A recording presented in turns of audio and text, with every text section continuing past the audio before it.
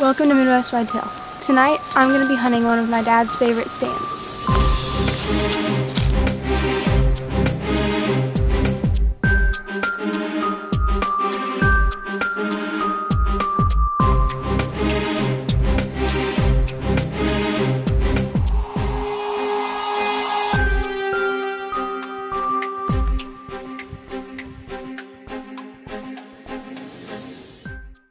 Midwest Whitetail is brought to you by Realtree, Muddy Outdoors, Hoyt Archery, Fuse Accessories, Frigid Forage, Scott Archery, Cabela's, Trophy Rock, Night and Hail Game Calls, TrailCamPro.com, Bloodsport Arrows, Rocket Broadheads, and Nikon. Welcome to Midwest Whitetail. This week I'm going to be talking about the youth season. And this past week, both Jordan and Andrew have had a chance to get out, so I'm going to focus on Jordan's hunt on this episode and some of the things that we really are excited about during this time of the season. Both of our kids love to deer hunt, and that started well before they were old enough to even carry a gun. Back when they were 4 years old, I believe, I started to bring them with me when I was blood trailing deer. And they loved that part. They loved unraveling the blood trails, following them, through the woods, through the leaves. In fact, it was most adventurous for them when we could go on a nighttime blood trail. They were so excited to do that it naturally led into an interest in hunting itself. So if you have a young person and you're thinking, how can I get my son or my daughter interested in deer hunting or interested in hunting at all, the easiest way to do it is to take them with you on a blood trail. That's quite an adventure. It also gets them past the squeamishness, because when you go to field dress the animal, then you can point out the different organs, you can teach them about anatomy, you can teach them about biology. So they're just good overall lessons for young people to learn, but it also, I believe, kind of turns them into lifetime hunters. When Jordan was 6 years old, she joined me for a couple of bow hunts. She enjoyed the adventure of going out and going into the tree stand. So that was kind of the first step for her in getting into hunting herself. Then when she was 7 years old, the next year, which would have been the 2005 season, she started to carry a gun herself. And the key to introducing the young people to shooting the bigger guns, I believe, is to start them out with just shooting a 22. Just let them shoot the 22 over and over in the yard. They get used to the aiming and squeezing the trigger, and they don't have a lot of recoil there. There's not a real loud boom. Make sure you've got earmuffs on, because they are just as sensitive to the sound of the gun as they are to the feel of the recoil. So be careful along that line, because you can make them gun shy pretty easy if you're not careful with how you introduce them to shooting. And she was pretty small. I don't know what she weighed back then, but I know we started out with 2 powder pellets in the 50 caliber gun with the 250 grain bullet, and it was just too much. The very first time she hunted, she shot 2 deer that evening and didn't feel the recoil. But then over the course of the next couple of seasons, she became more recoil shy. She started to pay attention to it. So then I dropped back down to using just a single 50 grain pellet of powder in the gun and resighted the gun. And that's what we've been using ever since. In fact, this season, both Jordan and Drew still used only just a single 50 grain pellet. My lesson here is so important, I think, is you've got to be really careful on the recoil, because that's how you lose kids early in hunting. So that's my word of caution there. So here we are during the 2005 season. Jordan shoots 2 deer that season, a small buck and a doe. So she's got the early success. 2006 season, 2007 she killed another buck. I think we were hunting out of the cabin that year. But then she hit a dry spell from 2008 all the way through 2011. It seemed like no matter what we did, whether we hunted the youth season or during the regular firearm season in early December, or even into the late muzzleloader season, we just had a hard time getting her in the right place at the right time. So anyway, her confidence started to drop off a little bit there. She still liked going, she just didn't have that passion for it that I think the young people have when they experience more success. So we got to the 2012 season, and I knew it was going to be really important to get her into a spot where she could experience at least some kind of success, whether it was shooting a doe or a buck, anything, just to make sure that the shot was reasonably close, get her confidence back up again. So now I'm going to fast forward to the weekend of Saturday the 22nd. I knew I had to pull out all the stops to get Jordan in the right place, just with such limited hunting time. And this spot was one where the guys at the Midwest Whitetail office had filmed a number of mature bucks during the summer. There was bucks here that we had a lot of history with. There was this buck we called the Old 10, which has been around for, probably as long as I have, it seems like. And then there was another deer called Loppy, We've been hunting that deer since the 2009 season. A couple of other bucks that showed up on the ridge. There was a big 10-pointer, with some sticker points on him. There was enough mature bucks showing up on this ridge during the summer that I felt like, given some luck, there was a chance that one of them would show up that evening on Saturday the 22nd. The wind was out of the northwest that evening, which is perfect for that stand. We had a cold front blowing in, so the conditions were perfect for Saturday's hunt.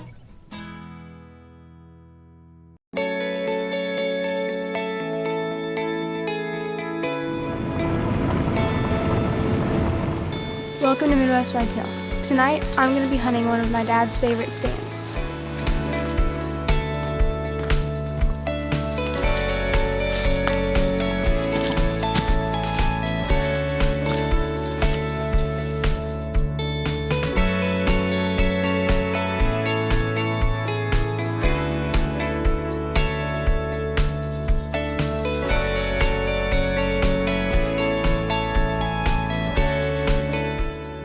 We finally got up into the stand. We're sitting on my dad's best spot. It's called Old Reliable. There's standing corn here on this ridge, and the guys filmed a lot of mature bucks here this summer, so hopefully I'll see one of them tonight.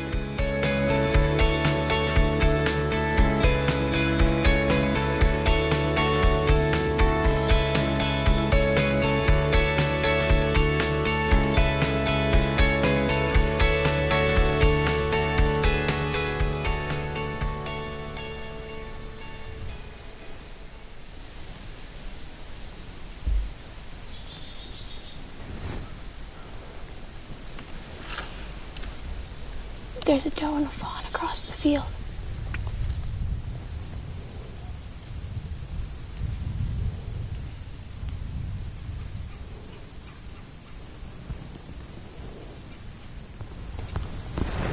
Oh, I see it.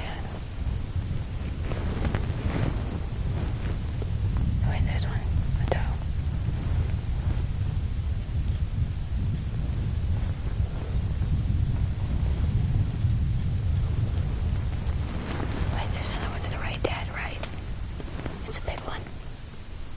It's behind that corn. Yeah, big one. You're good, baby.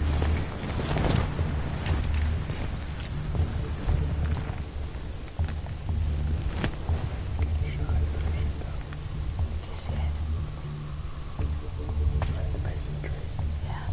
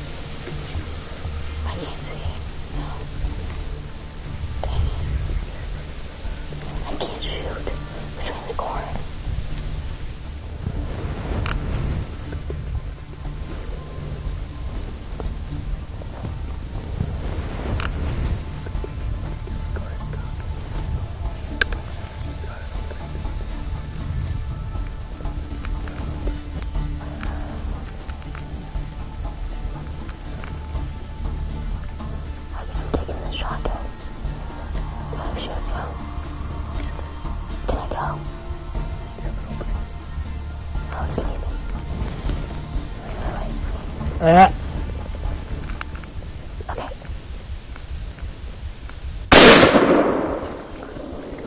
Yes.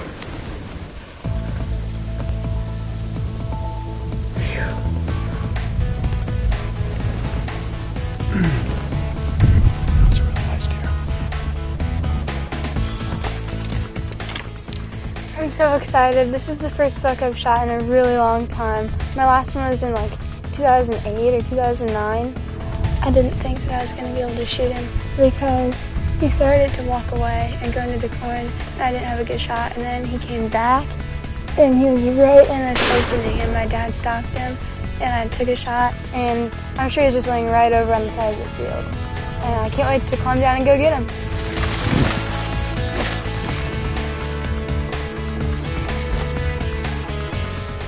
I looked for blood all along the corn, but there wasn't any, So we're gonna go along the edge of the woods and see if we can find anything there.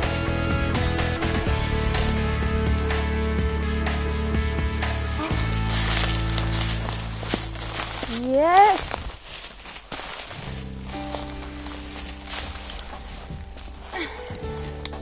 I'm really excited. This is great. It's the first deer I've shot in years.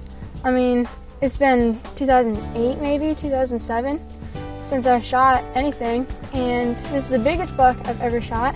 I'm really excited. It's my second night out of the season. This is great. This is awesome. This was a great hunt that I'll never forget.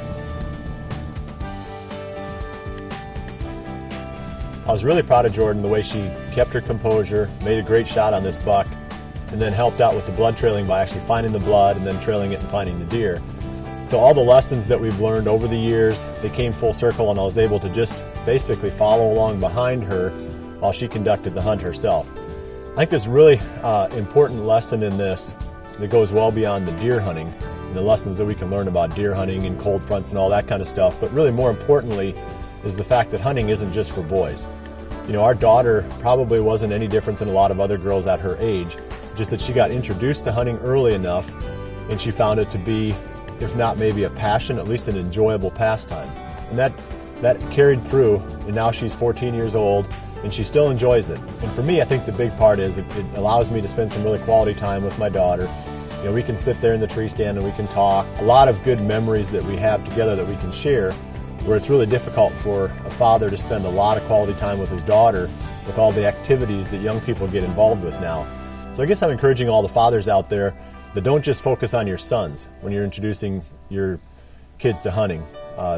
Girls can enjoy it too, and it's a great way for you to bond with your daughter and spend a lot of quality time with her, not just when she's 6, 7, 8, 9 years old, but like in our case where she's 14 years old and hopefully for many more years to come.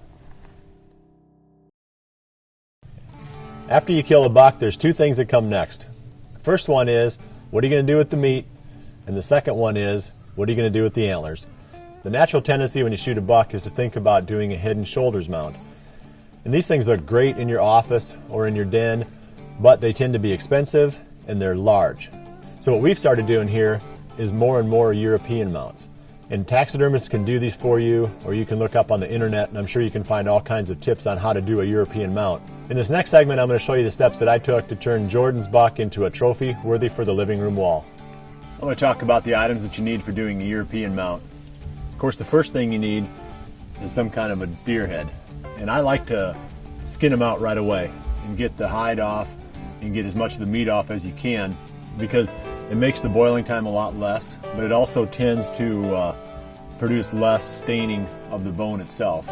Get that off just as soon as you can. I mean, if you can do it the evening after you kill the deer, that's great. If not, the next day is fine. Now let's talk about some of the items that I'm going to be using here. I've got a basic turkey boiler, and I think Cabela's carries these. You might be able to find them even at some of the hardware stores, depending on where you live and how big the hardware stores are, but a turkey boiler is about perfect for this. This runs off an LP tank. It's portable. You can do it anywhere. You don't want to do it in the house. Let me give you a little word to the wise before you get started here. Outdoors is best, but in the shop is fine. It's going to smell, and it's going to smell for a couple of days. So make sure it's someplace where you don't mind having a little bit of that odor. So the other items I got here are pretty simple. I've got a knife, which I basically use for scraping off whatever tissue is left after the first boiling. I've got a little hook that I fashioned out of a piece of stiff wire. And I use this when I get into the nasal area of the deer. There's these spiral bones that are inside the nasal cavity on the deer. You have to be really gentle in there because they're really pretty. You don't want to break them or tear them up. In fact, it makes for a really nice part of the mount. But you've got to pick all the membrane out of there. And it takes a long time. Probably takes 45 minutes to get it all cleaned up and out of there. But once you're done, it really does look nice. So these are the tools of the trade. There's not much to it. I use a little piece of wire and hook it around the handle on the pot and keep the deer from falling down deeper into the water. Fill that thing up almost full and get it boiling. Put the head in, and I'll boil it for, a deer like this that's already been skinned out with no hide, maybe boil for almost an hour. You can tell because the membranes and the cartilage in the nose and everything starts to shrivel up. And when it starts to shrivel up and curl, then you know it's time to pull it out and start to scrape and go to work on removing the membranes from the deer. So it's really about a 3-part process. You boil it, scrape it, clean it up, put it in and boil it again, and then you're going to go in and get everything out of the brain cavity. And you can pull that out through the back of the skull. So that's going to be after the second boil, and then the third boil is just a cleanup. You know, the first boil might be an hour to hour and a half sometimes. The second boil might be half an hour, 40 minutes. And then the third boil might only be about 20 minutes and get everything just really cleaned up good. So here's the last piece that I use in doing the European mounts. It's a basting brush that you can get at most grocery stores. This is 40% peroxide. I guess it's a hair whitening or bleaching solution that they use at hair salons. What I do with this then is, after boiling and letting the deer dry, and then I'll hang it out in the sun, and I'll paint the 40% peroxide solution onto every part of the deer that's bone. I keep it off the antlers because it will bleach basically whatever it touches. But I paint it on there nice and thick, and I leave it in the sun. I let it hang in the sun for a day, and then I'll come back again the next day and paint on another coating of the 40% peroxide solution, let it hang for another day. And that's the way to go. You know, using a bleach or boiling it in a borax or something like that is pretty hard on the bone. It tends to make the bone soft. So I wait until the very end and then just use the peroxide solution to whiten up the bone. I mean, these things look really good when you're done. And we've got a couple of them that we've put up from last season. We put the buck that Drew shot flyers and the daggers. They're both up on the wall, so we'll put Jordan's buck up there next to it. And I'm going to put a link up on the site right now to a website where we've been purchasing these wooden display plaques. They're really nice. They're beautiful, in fact, and I'd recommend them to you if you're looking for a way to display your European mounts in a really dignified and, I think, artistic way. So European mounts are awesome. We love the head and shoulder mounts, and we'll keep doing them from time to time, but whenever we don't have the space or don't have the money in the bank account to do one, we're definitely going to go with the European mount. Well, that's it for this week. Just a couple of days ago, I had a chance to take our son Drew out, and we also had an exciting hunt. So I'm going to leave you with a few highlights from that. So come back again next week and see how this story ends. I appreciate you joining us on Midwest Whitetail. Remember to always dream big.